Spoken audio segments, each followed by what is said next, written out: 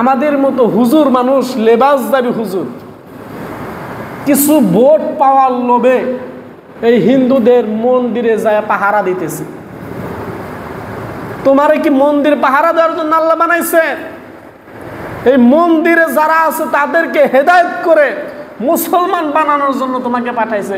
তোমাকে মূর্তি পাহারা দেওয়ার জন্য তোমাকে আল্লাহ বানায় নাই। তুমি মুসলমান কিভাবে মূর্তি পাহারা দাও? শরম করে না, লজ্জা করে না?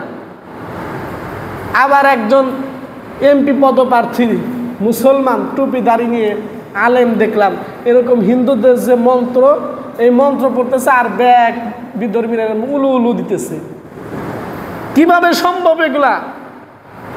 দুইটা ভোটের কারণে ওই জায়গায় যায় বয়ে থাকলে চলবে? হযরতের ওমর ফারুক রাদিয়াল্লাহু তাআলা আনহু, তাকে অর্ধ পৃথিবীর খলিফা বানাইছে। তার জীবনে একটা বার করে দেখান যে তিনি মূর্তির কাছে যায় এরকম নমনম করছে? কেউ দেখাইতে পারবে না। কিন্তু দুই চারটা ভোটের কারণে যে জায়গায় থাকেন, আল্লাহ যদি চায় আপনি এরকম নির্বাচনে নির্বাচিত হতে পারবেন, আর আল্লাহ যদি না চায় আপনি নির্বাচনে যাওয়ার পরও আপনি টিকতে পারবেন না। 16 বছর 17 বছর যারা ছিল, মানুষ মনে করেছিল অন্য কোনো দল এই বাংলাদেশে আর জন্মই নিতে পারবে না, এরাই, তাছাড়া আর কেউ আসতে পারবে না। কিন্তু আল্লাহ কইছে না, মানুষ শুধু চাইতো এই পদত্যাগ করলে আমরা খুশি। কিন্তু আল্লাহ কইছে না, এর পদত্যাগ না, দেশ ত্যাগ করাবো। এগার দেশ থেকে আল্লাহ বাহির করে দিছে।